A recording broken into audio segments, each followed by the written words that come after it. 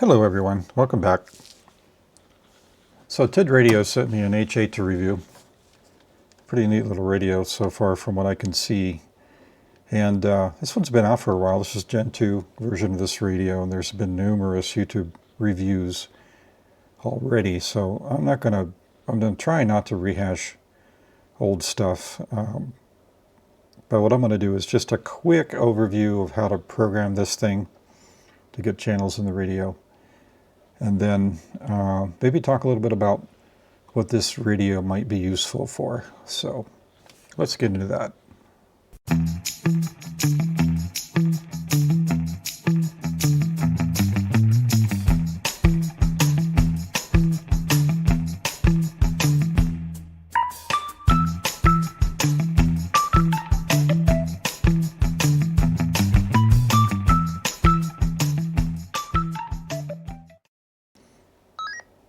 Welcome.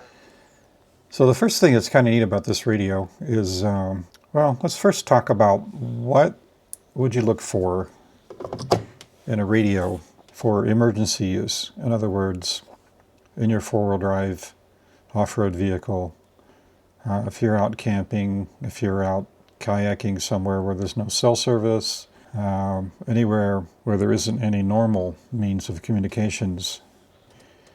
Why would you want something like this over a standard bow thing, or even the H8's little brother, the H3? So this H3 right now is probably my favorite HT. There's just a lot going for it. But in some ways, the H8 has got some things going for it that might make it better for tossing in the back seat or the door of a Jeep or something like that. And I'll go into that right now. So the first thing we want to know is, gee, wouldn't it be really nice to have a really simple way to unlock this radio?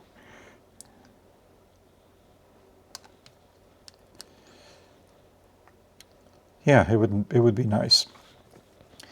So right off the bat, let's just talk about how to enter a frequency into the radio. And we'll just use the calling frequency for 2 meters, which is 146,520. I got the volume down so you can't really hear anything. But in order to get this stored into the memory of this radio, all we would do is hit menu 25, hit menu again, pick the channel that we want to store it in. Let's just store it in channel 5 for now, and hit memory again. And at that point, it should be stored in channel memory mode. 5, which it is. So we just saved that one to memory channel 5. So pretty simple. Now let's get a little bit more in depth, and let's say that we wanted to program in a repeater frequency. Okay, I'm going to do a UHF repeater. Welcome. So first we're going to go into VFO mode. And then we're going to type in the frequency, the receive frequency. In other words, the output of the repeater, the receive frequency, which in this case is 449,175. And now we have 3 more things we need to do. We need to program in the tone. So the trip tone for the repeater in this case is going to be 136.50 hertz. We need to go to menu item 13. So menu, there's 2 ways to do this. You can hit menu and you can just scroll. But a better way to do it is just hit menu 13. And we need to turn that on. So menu again, on. And we're going to go up until we find 136.50, which is right there. Now we'll lock it in and get out of that. So that's our offset. Now we need, or that's our PL tone. Now we need our offset. So menu 23. Oops, I'm sorry, menu 24.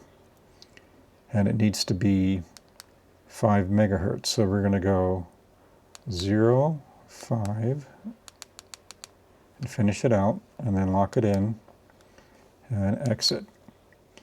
And now we need to pick the direction of the offset, which in this case is minus. So we'll go down to 23. We'll select, we'll go minus. If we keep going, it'll go plus, but we want minus. and lock that in, and then hit exit.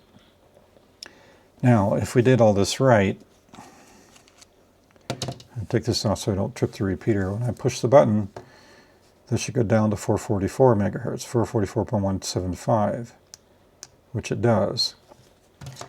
So we got our channel programmed in. Now, of course, there's a much easier way to program frequencies into most radios that support chirp. So let's look at that. So chirp is just a laptop or desktop way to do this. And it's a free program. You download it, install it into a Windows computer. And what's nice about chirp is we could cheat. And I've already got all my frequencies programmed into this UV5R, so I just want to copy this frequency list over to the H8. So I'm going to plug in my Baofeng programming cable.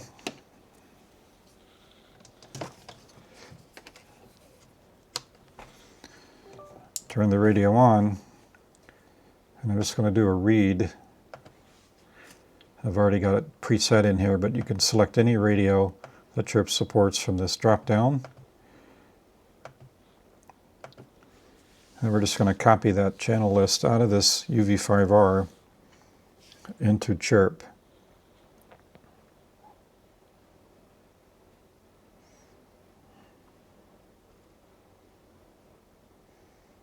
And there we go. Here's all of our frequencies that are programmed into the UV5R. Now, in order to copy this to another radio, what we have to do is we have to edit, select all, and then at some point we're going to copy, but not just yet because I need to see the other list for the H8. So we'll pull in the H8 now. Turn this one off. We'll unplug it. The same cable that I used for the Baofeng works for the H8. The H8, for some reason, it does not have a USB-C programming port, which I found to be odd. Okay, we'll plug in the H8 and we'll turn it on. Now I'm going to do another download from radio. This time I'll select the Tidradio.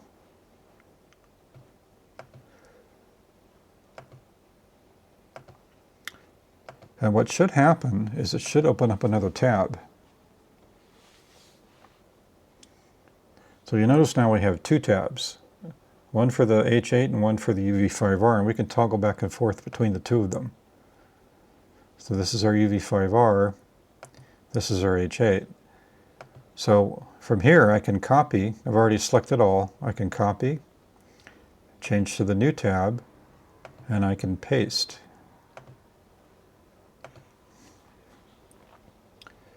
So at this point, I've got all these frequencies saved into chirp, but they're not yet written to the radio.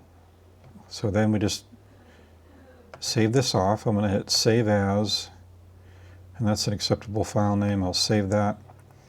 And once it's saved, I'm going to upload to radio.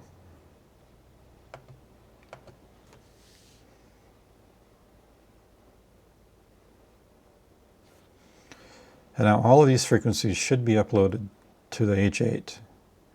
And we can check that if we turn it off.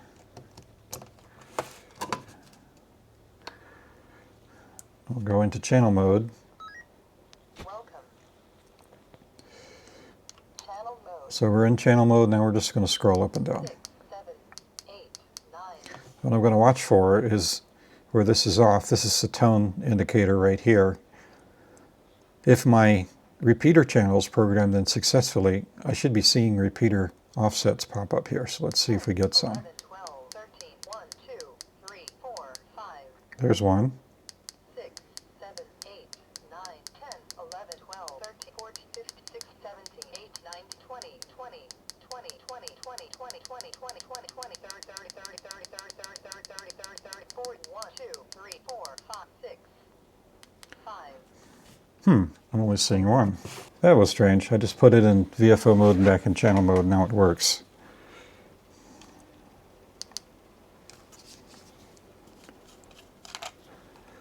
As we can see here. Okay. So they're all in there. So like its baby brother, the H8 doesn't scan very quickly.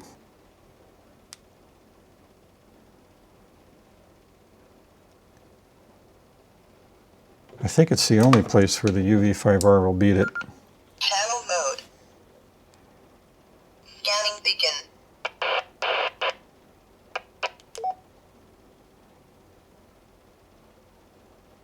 Quite a bit faster. But everywhere else, I think the Tidradios beat the UV5R. I think where this radio would shine is, if I borrow an analogy, there's a phrase that most farmers and people that live in urban areas will be aware of, and that phrase is truck gun. You know, if you're a farmer in Wyoming or Montana or something like that, it's pretty common to throw an expensive rifle of some sort behind the rear seat of a pickup truck, just in case you're out and you see a deer wandering across the field, or maybe a coyote is around your chickens or something along those lines.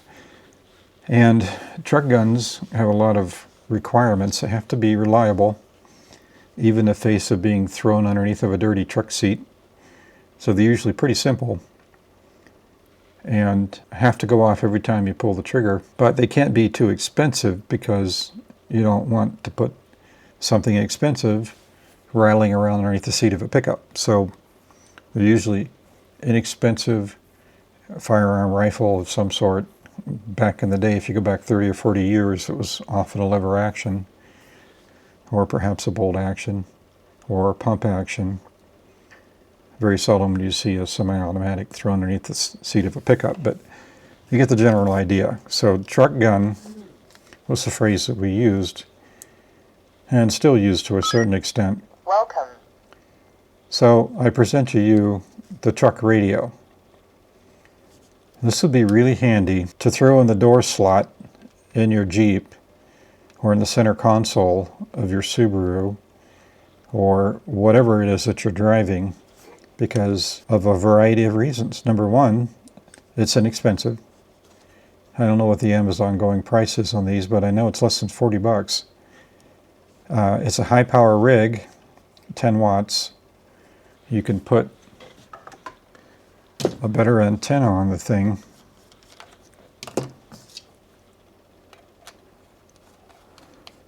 Which would give you additional range. And this would be a nice emergency communication setup, just to throw in your vehicle, just leave it there. It charges via USB-C. So all you need is a cigarette lighter adapter and a USB-C cable in your vehicle, and you can charge it once in a while to make sure it's not completely dead.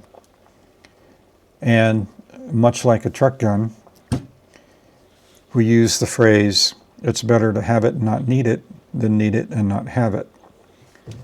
So it's comforting to know that it's there just in case, even though you're probably never going to use it. So that's my take on this radio. But the fact that it's 10 watts, remember, most repeaters output at least 25 watts. Most of them actually are up in the 50 watt range or 80 watt range. And we're trying to trip those repeaters with these little 3, 4, 5 watt HTs, which sometimes can be problematic. You can hear the repeater just fine on something like a Baofeng, but with that 3, 4, 5 watt output, are you going to be able to trip it? That's an unknown. So this gives you a little bit of headroom over something like the Baofeng. With 10 watts and a good antenna, you have a much more likely chance of tripping the repeater than you would with something that's low power. So that's my take on this rig. It would be a nice emergency radio that you could just unlock and throw it in your vehicle, and in an emergency have all these frequencies programmed into it that might get you out of trouble in the event that something goes south.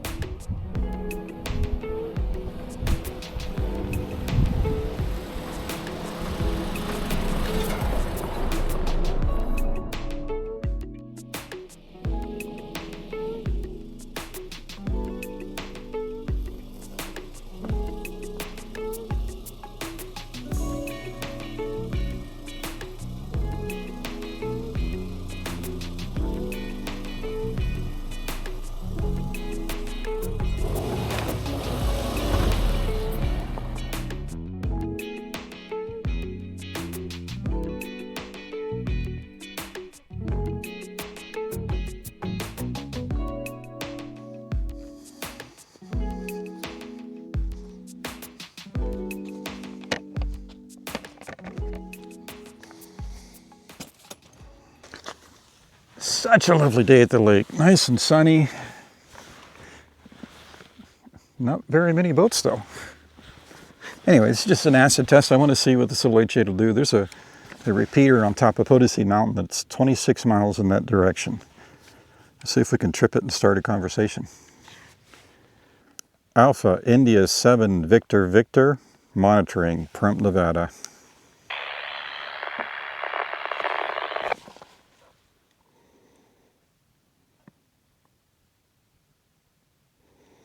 AI7VV, monitoring Pahrump, Nevada.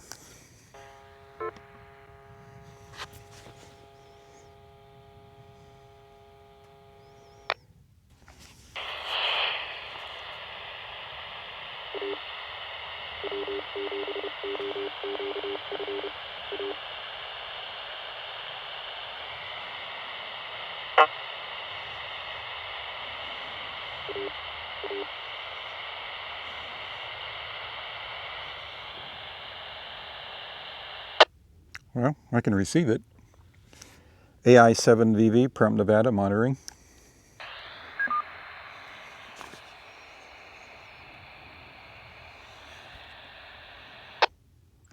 AI7VV, Pahrump, Nevada, monitoring.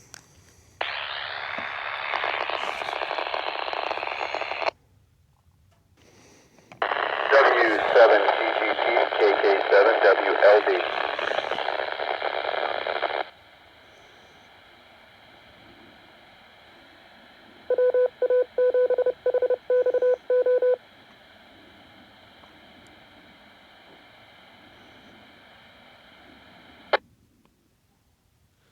So I know I'm making it through the repeater by the squelch tail. So I don't know. I guess nobody wants to talk to me, but I consider this a success because I was able to trip the repeater and I was able to hear conversations.